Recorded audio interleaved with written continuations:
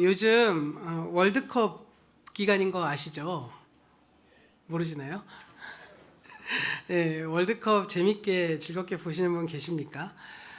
사실 한국 축구가 이번 월드컵에서 소위 말하는 죽을 써갖고 예선에서 광탈했기 때문에 많이 관심에서 사라지긴 했지만 사실 이 축구를 굉장히 좋아하는 사람들은 이번 월드컵에 역대급으로 재밌다 이렇게 평가를 많이 내리고 있습니다.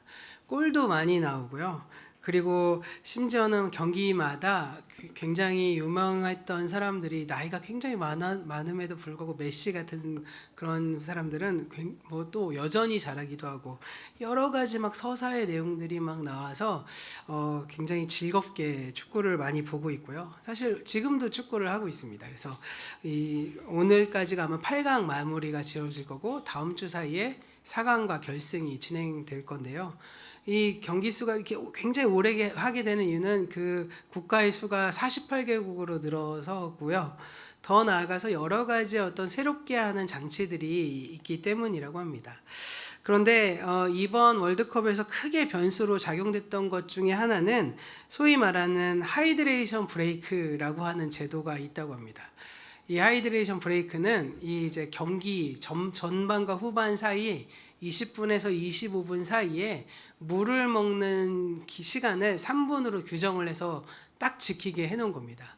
그래서 무조건 뭐 덥고 춥고 뭐 이런 거 떠나서 무조건 3분 딱 되면 20분에서 25분 사이 심판이 딱 판단해서 경기의 흐름이 딱 끊어지는 그 순간부터 3분의 시간을 이제 물을 먹는 시간을 아예 만든 거죠, 공식적으로. 왜 이걸 만들었을까? 그 이유는 바로 이 광고 때문입니다. 광고. 프로스포츠에서 이 다른 기업들은 뭐 여러 가지 뭐 농구라든지 야구라든지 이런 데는 기업들이 많이 참여를 하지만 축구는 별로 기업들이 참여하지 않은 이유는 바로 이 중간에 쉬는 시간이 없이 딱 하프타임 쉬는 시간 15분 말고는 전반과 후반을 그냥 내리 경기를 하잖아요. 그러다 보니 광고가 나올 수 있는 시간이 상대적으로 없다 보니까 많은 기업들이 후원을 하지 않기도 하고 뭐 참여하지 않는 이유 때문에 이번 월드컵에서 일부러 선수들을 보호하는 척하면서 이 3분이라는 시간 동안 물을 먹고 그 물을 먹는 시간 동안에 광고를 막 보여주는 거죠. 그렇게 하는 어떤 흥행의 목적을 가지고 했는데, 그런데 이 의도와 다르게 이 3분의 시간이 아주 좋은 감독이 있는 팀은 그 3분의 시간 동안 선수들을 모아서 내가 만든 전술이 잘 되고 있으면 더 강화시키고 잘 되지 않으면 또 이 전술을 수정하기도 하고, 상대방이 이렇게 이런 전술을 가지고 올 걸로 생각했는데 다르게 경기를 하니까 그럼 이렇게 보완하게 만들고 뭐 이런 식으로 이제 선수들에게 이 이제 작전을 바꾸는 개념을 통해서 이 경기를 진행하다 보니까 오히려 경기가 훨씬 더 박진감 있고 재밌어졌다라는 평가를 내리는 분들도 계시고요. 어떤 분들은 이 축구 본연의 어떤 그런 모습들을 훼손한다, 이래서 나는 반대다, 뭐 이렇게 말을 하는 사람들도 있습니다. 그런데 사실 이 감독의 역량에 따라서 그 짧은 3분의 시간 동안에 경기의 어떤 상황이 확 바뀌어지는 그런 요소들이 있는 것만은 분명하다라고 볼 수 있을 것 같습니다. 제가 왜 설교 시간에 갑자기 축구 얘기를 이렇게 오래 이야기를 했느냐, 바로 제가 오늘 이 말씀을 드리는 이유가 우리가 기념하고 있는 이 맥추감사주일이 이 1년의 여정 가운데 이런 시간이 되어야 하지 않을까라고 생각해 보아서 말씀을 나눈 것입니다. 기독교의 절기에서 이 맥추감사주일은 어떻게 정의하냐면 한 해 상반기 동안 베풀어 주신 하나님의 은혜에 감사하고 남은 하반기를 기도로 시작하는 날이다, 이렇게 정의합니다. 이렇게 우리가 한 해 동안 살아오는 그 시간 상반기를 하나님 앞에 은혜로 돌아보고, 그리고 우리의 잘못된 지점이나 혹은 우리가 바뀌어야 될 것이나 소망하는 바들을 바라보며 하반기를 기도로 시작하는 것, 이것이 바로 맥추감사 주일이 갖고 있는 아주 중요한 의미이기 때문에 사실 어떤 목사님들은 이 맥추감사 주일을 굉장히 중요한 절기로 지키기도 합니다. 더 나아가서 이 맥추절은 성경에 근거하고 있는 절기이기도 한데요. 이 맥추절은 초실절이라고 말합니다. 첫 번째 실과를 거두는 절기다라고 해서 초실절이라고 부르기도 하고, 혹은 칠칠절이라고도 합니다. 이 칠칠절은 무슨 뜻이냐면 6월절이 지나고 난 다음에 77에 49 해서 49일이 지난 50일째 되는 날을 이 초막절 절기로 지켜서 77절이라고 부르기도 하고요. 그리고 우리한테 아주 익숙한 용어로는 바로 오순절, 이 성령의 다락방의 강림, 마가의 다락방의 이 강림으로 이 오순절을 많이 기억하기도 하십니다. 이렇게 맥추절을 이러한 세 가지 용어로 쓰면서 이 성경에도 기록되어 있는 절기이기도 합니다. 이 축구와 농구 같은 경기에서 하프타임이나 이 하이드레이션 브레이크 시간에 무엇이 잘 되었고 무엇이 부족한지 이 경기를 냉철하게 돌아보고 이 지친 몸과 마음을 추스르면서 후반전을 어떻게 보내느냐에 따라 경기의 상황과 양상이 달라지는 것처럼 오늘 우리가 드리는 이 맥주감사주일의 예배가 바로 우리 영혼의 그리고 우리의 인생 여정의 하프타임의 시간이 되어서 하나님 앞에서 우리를 점검해 보시고 또 나가서 우리의 하반기를 기도로 준비하는 그러한 저와 여러분 되기를 주님의 이름으로 간절히 축원합니다. 그런 점에서 우리가 지난 한 6개월의 시간을 한번 돌아보시기를 바랍니다. 참 치열하게 또 성실하게 각자의 자리에서 최선을 다해 버텨오셨을 것입니다. 때로는 뜻대로 되지 않는 현실 앞에 한숨을 쉬기도 하셨을 것이고 남모르는 눈물을 흘리면서 일터와 가정을 지켜내어 오신 분들도 계실 것입니다. 그런데 중요한 사실은 그 모든 상반기의 수고, 그 애씀을 가장 잘 아시는 분이 바로 우리 아버지 하나님이시라는 겁니다. 우리의 상반기의 수고와 애씀, 이 모든 것은 우리 하나님의 계획과 섭리 아래 있으며 더 나아가서 그 하나님께서 우리를 바라보시는 그 주권 안에 있음을 기억하면서 오늘 이 말씀이 우리 안에 하반기를 시작하는 도전이 되기를 또한 간절히 소원합니다. 우리가 읽어본 출애굽기 23장 16절의 말씀은 이렇게 말하는데요. 16절 상반절까지가 사실은 맥추절에 관련된 말씀입니다. 16절 상반절까지의 말씀 우리 화면을 보시면서 우리가 함께 읽어보도록 하겠습니다. 맥추절을 지키라. 이는 내가 수고하여 밭에 뿌린 것에 첫 열매를 거둠이니라. 이 맥추절은요. 광야를 통과해서 가나안 땅에 들어간 이스라엘 백성이 처음으로 밭에서 거둔 열매를 하나님께 바치며 감사하는 날이 바로 맥추절이었습니다. 그런데 이 말씀에서 아주 매우 중요한 단어가 있음을 발견하게 되는데요. 그것은 바로 첫 열매라는 말입니다.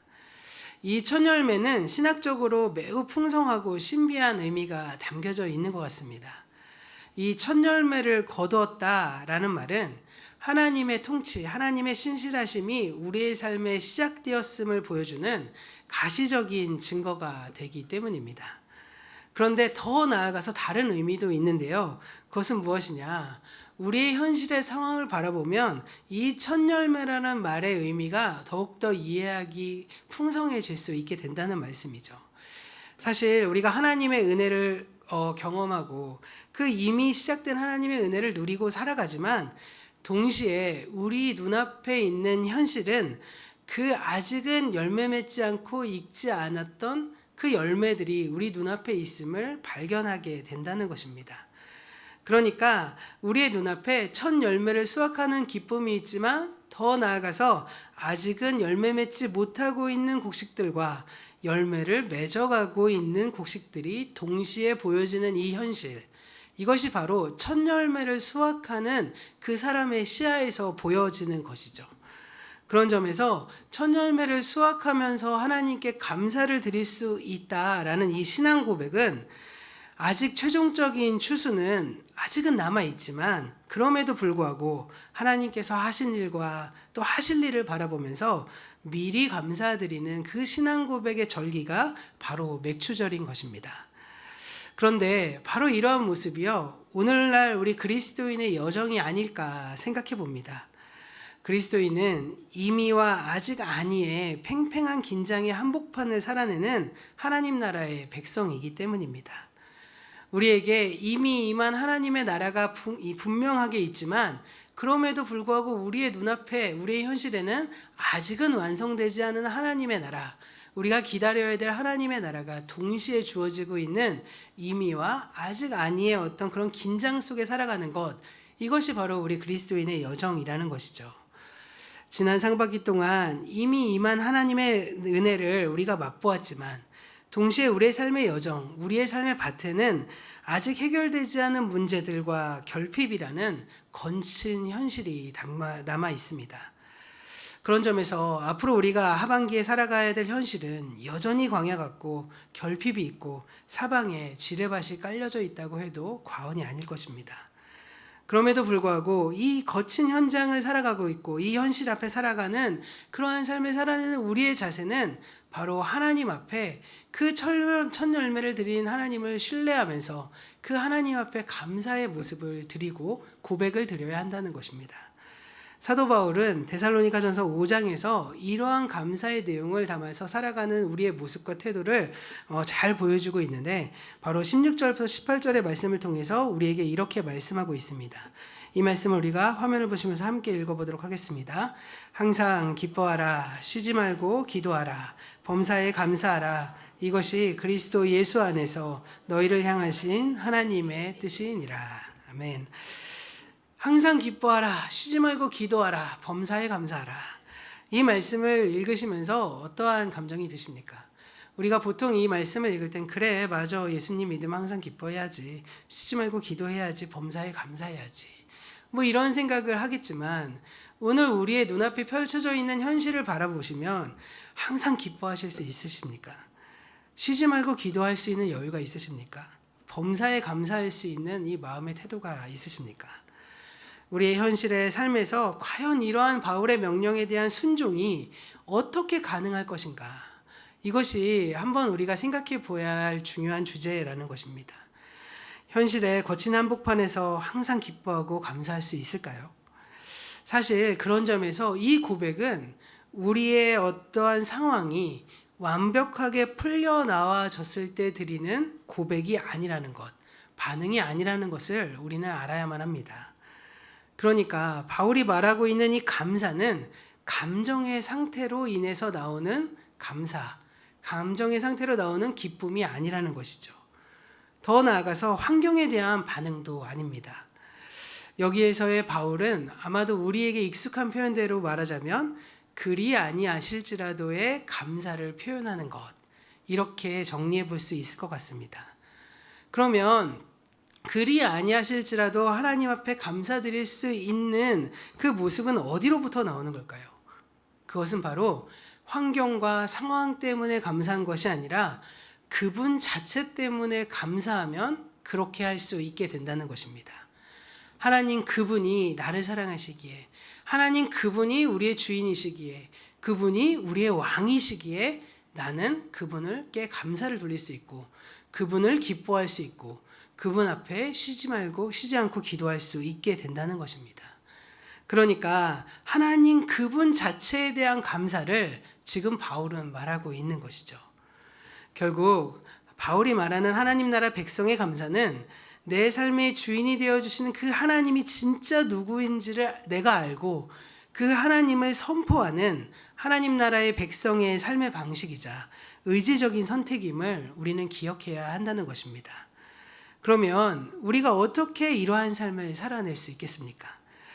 우리가 오늘 말씀을 통해서 이 맥주감사 주일의 정신을 따라서 이 바울의 이러한 놀라운 감사를 주님께 드리기 위해서 말씀을 깨닫게 하시고 또 이로 말미암아 우리 삶의 모든 관계를 회복하시는 하나님의 다스림 아래로 들어가서 상반기의 피로를 씻어내고 하반기를 살아갈 새 힘을 발견하는 저와 여러분 되기를 간절히 축원합니다. 그런 점에서 우리가 바울이 말하는 이 놀라운 감사를 할 수 있는 그 이유를 우리가 찾아보자면 첫 번째로 하나님과 나의 관계가 본질적으로 회복되었기 때문에 우리는 하나님 앞에 이러한 감사를 드릴 수 있게 된다는 것입니다. 하나님 나라 백성의 감사는요, 우리의 내면의 위선을 걷어내고 하나님과 나 자신 간의 관계가 본질적으로 회복되는 능력에 있다는 것입니다. 그러니까 하나님과 본질적인 관계가 회복되기 시작하면 우리 안에 이러한 하나님에 대한 감사의 고백을 드릴 수 있게 된다는 것입니다. 우리가 방금 읽어본 데살로니가전서 5장 16절부터 18절까지의 말씀을 다시 한번 화면을 보시면서 함께 읽어보도록 하겠습니다. 항상 기뻐하라, 쉬지 말고 기도하라, 범사에 감사하라. 이것이 그리스도 예수 안에서 너희를 향하신 하나님의 뜻이니라. 아멘.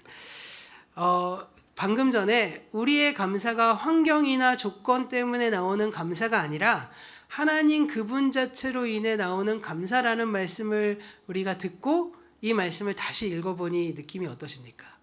하나님 그분 존재로 인해서 항상 기뻐하라. 쉬지 말고 기도하라. 범사에 감사하라.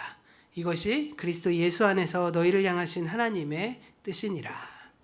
이 말씀, 그분 존재를 통해서 우리가 하나님 앞에 감사와 찬양을 올려드릴 수 있게 된다는 것이죠. 그런데 많은 사람들, 심지어 교회를 다니고 예수를 믿는 사람들도 이러한 감사의 고백을 온전히 드리지 못합니다. 그 이유는 바로 하나님의 다스림을 실제로 내가 신뢰하지 못하고 있기 때문입니다.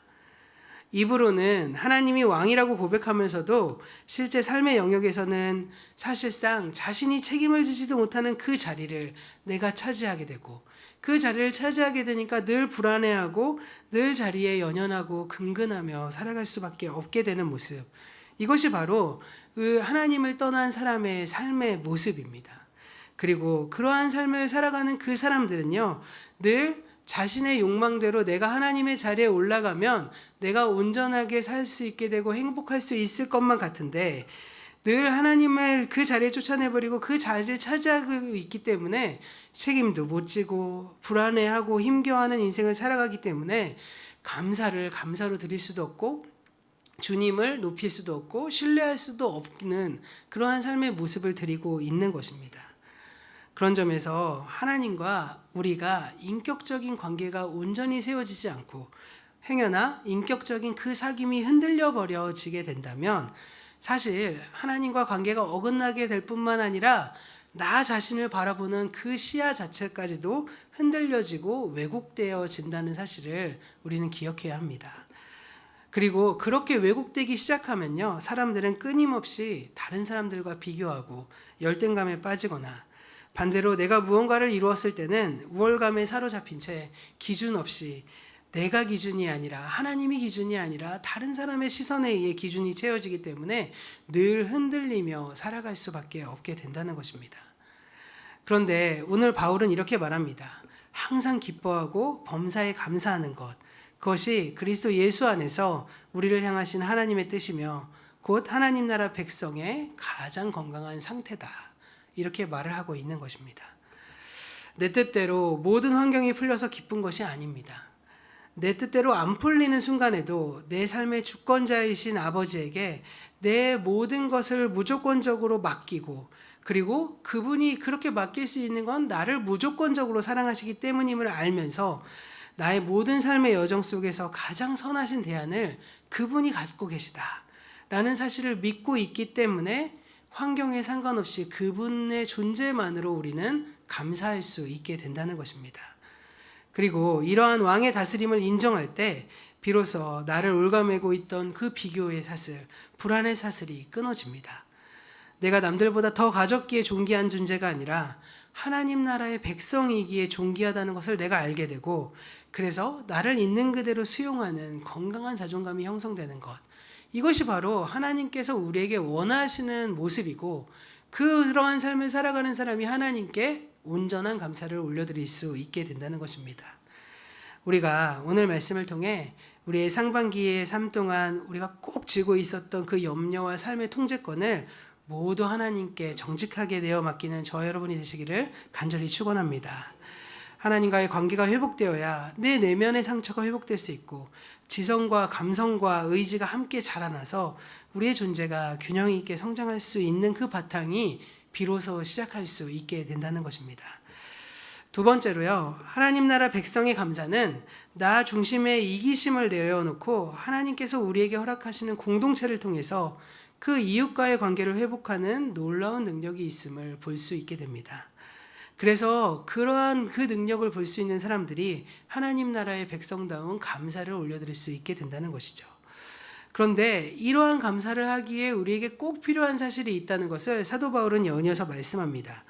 데살로니가전서 5장 19절부터 22절까지의 말씀, 우리 화면을 보시면서 함께 읽어보도록 하겠습니다. 성령을 소멸하지 말며 예언을 멸시하지 말고 범사에 헤아려 좋은 것을 취하고 악은 어떤 모양이라도 버리라. 이렇게 하나님의 다스림을 살아가는 사람들은 이러한 19절부터 22절까지의 말씀의 삶을 살아내야 한다는 것입니다. 그렇게 됐을 때 바로 그 앞에 있는 항상 기뻐하는 삶, 쉬지 않고 기도하는 삶, 범사에 감사하는 삶을 살아낼 수 있다는 것이죠. 하나님의 다스림을 살아가는 사람들이 그러한 삶을 살아간다면 하나님의 다스림을 거부하는 사람은 어떤 삶을 살게 될까요? 하나님의 다스림을 거부하는 세상의 원리는 각자 도생과 약육강식으로 설명할 수 있을 것 같습니다. 남들보다 더 많이 가져야 안전하다고 믿기 때문에 다른 사람을 축복의 대상으로 삼기는커녕 경쟁자로 여기게 됩니다. 그런데요, 만약 이스라엘 백성들이 가나안 땅에서 그 첫 열매를 거둔 이후에 이 모든 것이 나의 능력과 내 노력으로 이루어진 일이다, 그러기에 나 혼자 다 소유하고 다스리겠다라고 움켜쥐었다면 과연 이러한 기쁨의 고백을 드릴 수 있었을까요? 사실 이스라엘 역사를 보면 하나님을 중심에 두고 하나님을 신뢰하며 살아갔을 때는 여지없이 하나님이 다스려 주셨지만, 그러지 않고 내가 주인된 삶을 살아가겠다고 움켜쥐었을 때 여지없이 관계는 깨어졌고 그들의 삶은 고통 가운데 빠지게 되었습니다. 그리고 더 나아가서 성경은 그러한 상태, 그러한 마음의 상태를 가리켜서 뭐라고 말하느냐? 바로 죄라고 말하고 있습니다. 내가 중심이 되어서 내 뜻대로 살아가는 것, 이것이 죄고, 이것이 죄의 본성이며, 하나님을 중심에 두고 하나님 뜻대로 살아가는 삶이 바로 의라고 성경은 말하고 있는 것입니다. 그런데 그런 의가 우리에게 추구되는 삶, 그리고 죄가 거부되는 삶을 살아가기 위해서 오늘 사도 바울은 우리가 읽어본 그 19절 이하의 말씀대로 하면 성령을 소멸하지 말고 예언을 멸시하지 말며 악은 어떤 모양이라도 버려야 한다라고 말하고 있는 것입니다. 우리가 성령님을 의지하고 하나님의 말씀에 순종하면서 그 말씀 안에 좋은 것을 취하고 우리 앞에 펼쳐져 있는 이 약육강식과 각자 도생의 그 악, 이 깨어진 세상의 질서를 거부하며 살아낼 때 비로소 우리의 삶도 하나님 나라 백성다운 감사가 고백할 수 있게 되고 그 고백이 공동체 안에서 함께 세워질 수 있게 된다는 것입니다. 그런 점에서요, 이 맥주감사주일은 우리가 이 세상이 말하는 삶의 방식을 거부하는 하나의 행사가 아닐까라고 생각해 보게 됩니다. 왜냐하면 구약에 나오는 이 하나님 나라의 백성의 다른 삶을 보여주는 이 맥주감사절, 이 맥주절의 삶의 내용들이 우리 분명히 드러나고 있기 때문인데요. 신명기 16장의 말씀을 보면 그 첫 열매를 거두고 난 다음에 어떠한 삶을 살아야 하는지 분명히 명령하고 있습니다. 신명기 16장 10절과 11절의 말씀, 우리 화면을 보시면서 함께 읽어보도록 하겠습니다. 내 하나님 여호와 앞에 77절을 지키되 내 하나님 여호와께서 내게 복을 주신 대로 내 힘을 헤아려 자원하는 예물을 드리고 너와 내 자녀와 노비와 내 성중에 있는 레위인과 및 너희 중에 있는 객과 고아와 과부가 함께 내 하나님 여호와께서 자기의 이름을 두시려고 택한 곳에서 내 하나님 여호와 앞에서 즐거워할지니라. 아멘. 이 말씀을 자세히 보시면 10절 말씀에서 내 하나님 여호와 앞에 77절, 그러니까 맥추절을 지키되 내 하나님 여호와께서 내게 복을 주신 대로 힘을 헤아려 자원하는 예물을 드려라, 이렇게 말합니다. 이 말은 아주 단순하게 요약해 보자면 하나님께 기쁨의 제사를 드려라, 하나님께 기쁨의 예배를 드려라 라고 명령합니다. 그런데 그 기쁨의 예배가 단순히 혼자 드리는 예배가 아니라 바로 11절 말씀에 이어지는 말씀을 보면 너와 내 자녀와 노비와 내 성중에 있는 레위인과 및 너희 중에 있는 객과 고아와 과부가 함께 라고 말하고 있습니다. 그러니까 나만 기뻐하는 것이 아니고 나의 가족만 기뻐하는 것이 아니고 나의 종들까지도 기뻐하고, 그리고 성중에 함께 예배를 참여하는 이 성직자들과 너희 중에 이방인이라고 할 수 있는 객, 가난한 사람들, 고아, 과부와 함께 모두와 함께 하나님 앞에 기쁨과 경배의 제사를 드리고 즐거워해야 한다. 이것이 바로 맥추절의 의미다 라고 성경은 말하고 있다는 것입니다.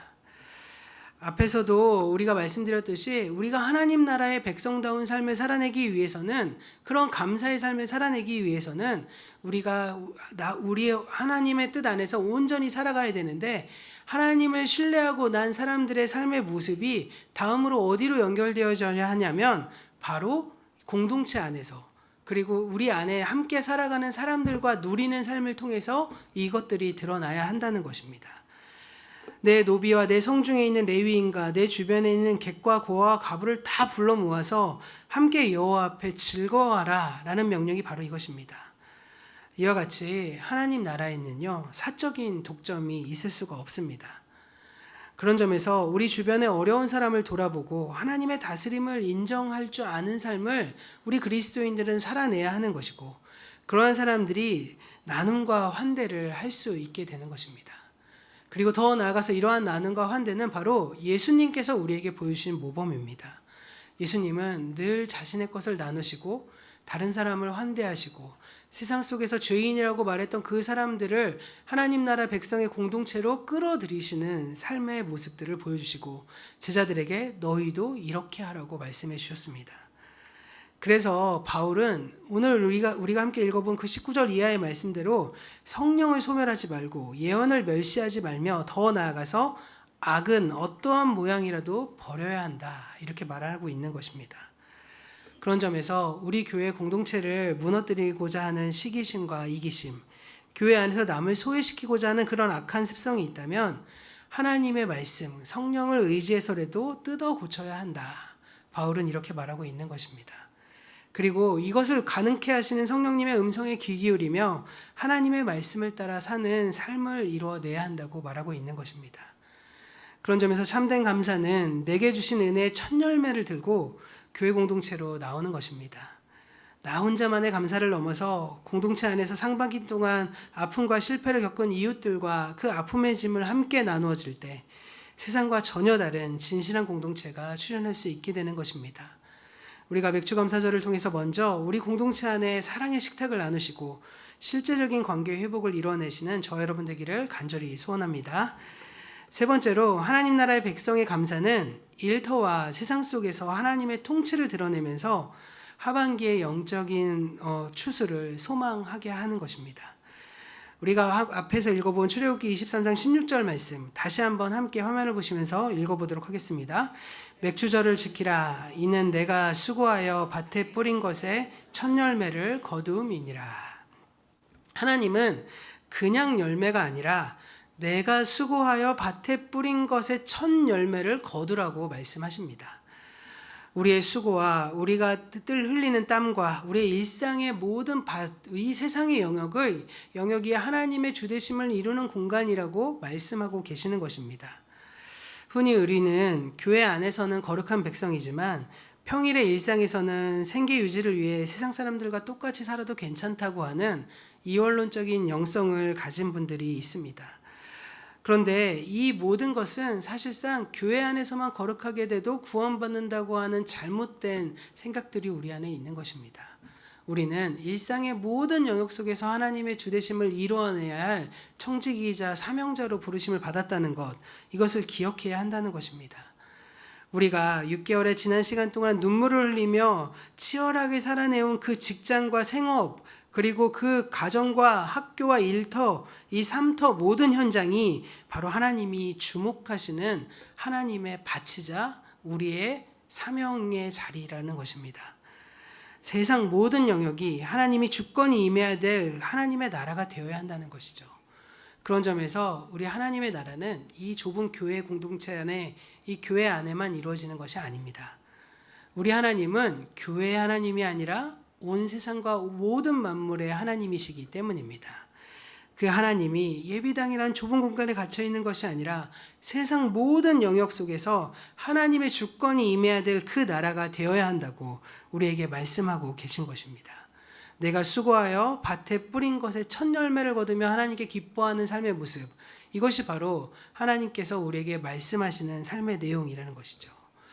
그런 점에서 우리가 일터에서 이 세상의 방식을 따르지 않고 정직하게 수고하여 이 열매를 맺어 나갈 때 그 수고의 결과에 대해서 세상 한복판에 아주 떳떳하게 주님이 하셨습니다, 주님이 다스리십니다.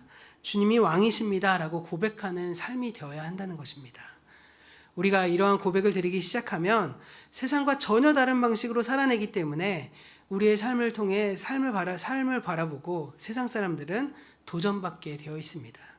왜냐하면 그들의 삶은 삶의 허무함과 세상의 그 노예가 되어서 신음하는 삶의 여정을 살아가는 존재들일 수밖에 없기 때문입니다. 그들이 우리의 삶을 바라볼 때 그들은 충격을 받게 됩니다. 도대체 저 사람이 믿는 하나님이 어떤 분이시기에 저런 상황 속에도 감사할 수 있을까? 어떻게 저런 상황 속에서도 수고하며 애쓰며 살아갈 수 있을까? 이러면서 우리가 가지고 있는 복음에 대한 관심을 그들이 바라보기 시작하고 관심을 갖게 되는 것입니다. 이것이 다른 한편에서 우리의 하반기에 하나님이 기대하시는 그 영적 추수의 현장이 되어야 한다는 것, 그렇게 만들어내야 한다는 것을 기억하시는 저와 여러분 되기를 간절히 소원합니다. 오늘의 말씀을 정리해 보겠습니다. 오늘 우리가 드리고 있는 이 맥주감사주일은 그저 구약의 농경의 절기를 흉내내는 날이 아닙니다. 우리는 이미 시작된 하나님 나라의 풍성한 통치 아래 살아가고 있습니다. 지난 상반기에 모든 무거운 짐과 염려를 내어놓고 항상 기뻐하고 쉬지 않고 기도하고 하나님과의 관계, 나 자신과의 관계를 본질적으로 회복하고 치유하는 저와 여러분 되기를 간절히 소원합니다. 그러기 위해서 나 중심적인 그 독점을 깨트려버리고 하나님 앞에 나의 첫 열매를 흘려내버리고 그리고 우리가 교회 공동체로 모여서 서로 진실하게 사랑하는 모습을 세상 앞에서 드러내고 그리고 이 하반기의 여정을 통해서도 그 우리 앞에 놓여있는 그 여러 가지의 그 거친 밭 앞에 하나님의 주되심을 바라보며 진실하게 1터와 3터로 나아가는 그래서 그곳에서 하나님의 주되심을 이루는 삶을 살아내기를 소원하는 저와 여러분 되길 간절히 소원합니다. 지난 상반기 동안 우리를 신실하게 인도하신 그 에베네셀의 하나님께서 다가올 하반기에도 우리 앞에서 일하실 것이고 최종 추수의 기쁨을 보게 할 것임을 믿으시면서 우리의 소망을 담아 늘 기쁨의 예배를 드리시고 그리고 그 예배를 통해 우리 안에 깨어진 관계가 회복될 뿐만 아니라 삶의 체질도 바뀌어지고 그래서 하나님 나라의 백성의 통치가 우리의 모든 일상의 여정 속에서 임하기를 우리의 구주 되시는 그리스도 예수의 이름으로 간절히 축원합니다.